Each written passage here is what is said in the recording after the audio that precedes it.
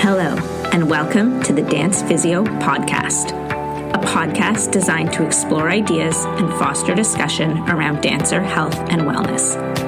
We're here to challenge the status quo, bridge the gap between dance science and the studio, and help change the landscape of the dance industry for the better. I'm your host, Erika Mayall, a dancer turned physiotherapist who is deeply passionate about leaving the dance world better than I found it. I'm so glad you're here. Let's get started. Hello, everyone, and welcome back to another episode of the Dance Physio Podcast.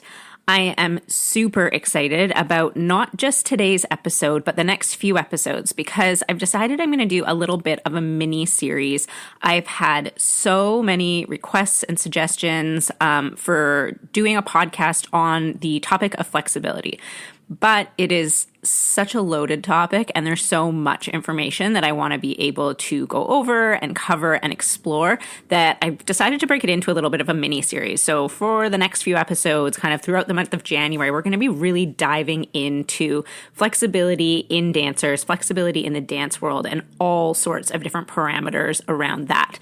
So today, as you probably know from the name of the podcast episode, we're going to be talking about the difference between flexibility and mobility and kind of dive into that in a bit more detail. But like I said, this is going to be a bit of a mini series. So make sure you tune in, hit subscribe so you don't miss any of the episodes, because we're going to be touching on all areas of flexibility and mobility within the dance population over the next few episodes.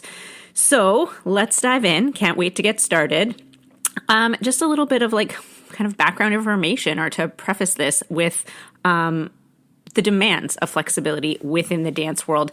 I don't think it is a surprise or a shock to anyone to know that the expectations and the demands for flexibility are increasing fairly exponentially within the dance world. There's been, I don't know if anybody's seen it, but there are some posts that were circulating maybe a while ago, like a year or two ago, like on social media, where people were looking at footage, video footage, photo footage of professional dancers. I believe it was the New York City Ballet, but I could be wrong about that. Dancers from, I think it was like the 1950s, and then looking at dancers from like today. And so doing similar ballets, like performing the same work, but the execution of it was so different. And one of the biggest differences, or at least one of the most noticeable differences to me, was how much more mobility and flexibility was being executed within things. So, arabesque lines are higher, legs are much higher. There's more, in a grand jeté, they're much more in like sort of a flat split position, things like that. So we have seen this increase in the demands of flexibility and mobility over the last, sort of few decades. I think there's a lot of debate that could be done about where those demands are coming from and how much of that flexibility is truly required. But regardless of what we think about some of the current demands, especially for this like sort of over flexibility, if we think about like overstretching or really extreme amounts of flexibility, I think there's a lot of debate about how necessary that potentially is. But even if we take that aside, so take out like the really extreme kind of hyper flexibility type stuff, we are still seeing increased demands for mobility and flexibility within dancers.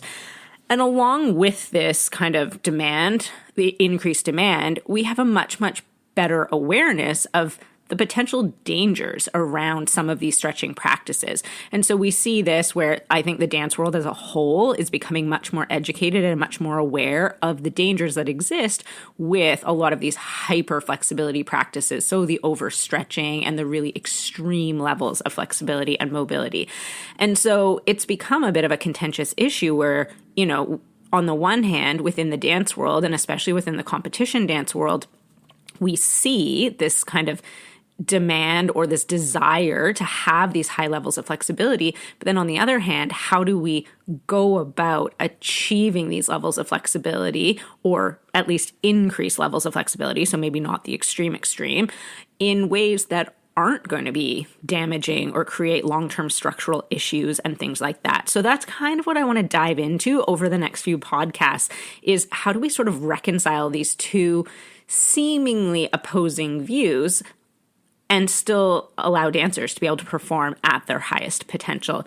So one of the biggest things that people come into the clinic for are dancers who are looking to improve their flexibility. And I think also as teachers, this is maybe one of the biggest frustrations. One of the questions I get asked a lot, or what you'll see posted in like online forums and stuff like that, is teachers who are kind of at a bit of a loss or feeling stuck with dancers who they don't feel like are improving their flexibility as much as they should, or they feel like their lack of mobility is maybe holding them back in terms of their potential.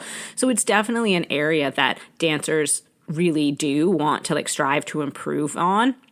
And so it's one of the questions that we sort of get asked really frequently. But like I said, we want to figure out a way to sort of dive into this in a way that is going to also promote health and wellness within our dancers and not just be a, flexibility at all costs and creating long-term damage.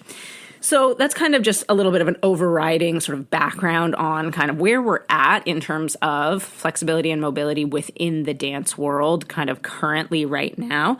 And what I want to dive into today so that we really truly understand going forwards is the difference between flexibility and mobility. So you've heard me over the last couple of minutes use those terms really like together or a little bit interchangeably. And within the dance world, they are often used interchangeably, but they are not the same thing. And it's really important for us to understand the difference between them and to try to be using them in the correct context. So you'll hear me use both of those words, but I don't mean the same thing when I'm saying both of those words. So they are different. And so I'm purposely using them either together or separately, depending on what I'm talking about. And for us to be able to understand how we can improve our mobility or our flexibility within our body, we need to understand that these terms are different, because I think a lot of confusion comes from this within the dance world. And so we often just hear the word flexibility, and dancers and teachers think about flexibility kind of in a bit of an isolated way. But if we truly want to improve mobility, we need to understand the other components that go into that. So that's what I'm going to dive into a little bit today. So I'm going to talk first about flexibility because I think this is the one that people are most familiar with.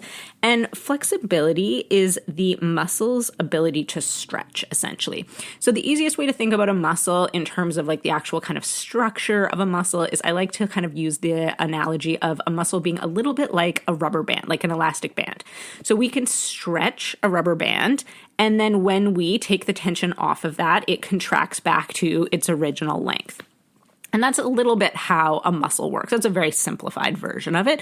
But if we think about a muscle, it is elastic in property, and flexibility is really the muscle's ability to stretch. Muscles cross joints in our body, and so some muscles might cross one joint and some muscles might cross more than one joint.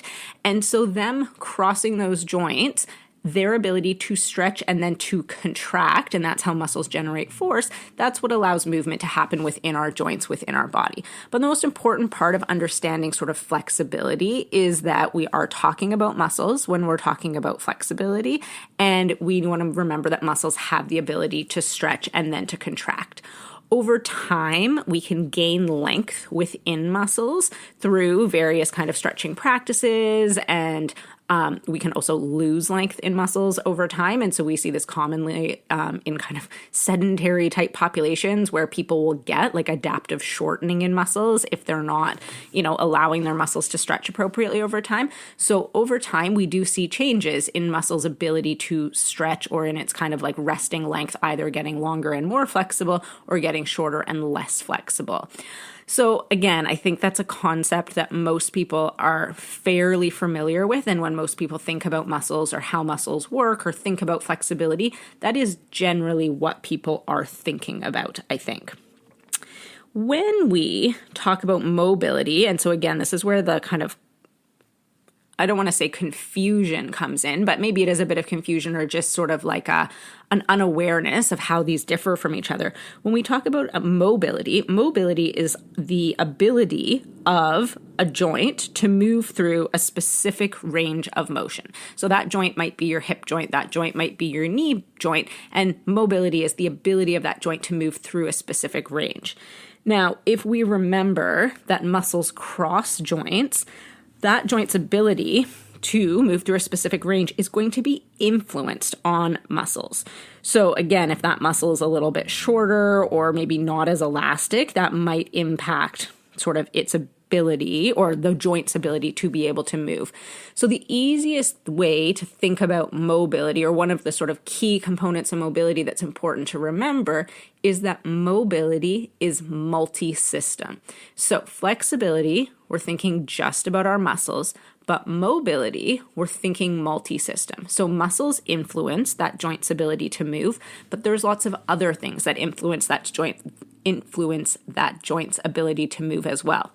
So one of those is the joint structure itself. So we can actually look at like the bony structure of a joint, and that potentially can have an impact on mobility. And we see this a lot in the hip. And if you listened to the episode on turnout, which I believe was episode 8, but don't quote me on that.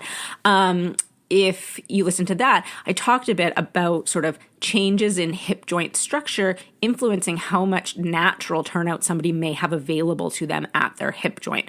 So the actual structure of a joint can affect how much mobility we have available to us. And other components of the joint are going to be influential to mobility as well. So that's things like the connective tissue that surrounds the joint. So all of our joints are surrounded by what we call a joint capsule. And it's essentially connective tissue that is basically the same type of tissue that ligaments are made up of. So it's almost just like a thickening of sort of ligaments surrounding a joint. And we have this capsule, and then there's areas of thickening throughout that capsule that make up some of the like more important ligament structures. So ligaments are made up of collagen, and they're much less elastic than muscles are. And we'll talk a little bit more about this when we get into talking about like overstretching and extreme flexibility in a future episode. But so it's important just to remember that the connective tissue surrounding the joint is also going to impact the joint's mobility. So the joint structure itself, the connective tissue, so joint capsules, ligaments, things like that, as well as the muscles. And then the other component that's really, really important to mobility is our nervous system. And this is arguably maybe the biggest component when we're looking at something that's multifactorial or multi-system, is our nervous system controls basically everything within our body. And so if we have a nervous system that is not feeling safe or is not feeling, safe is really probably the best word, it is going to do something to try and protect the body.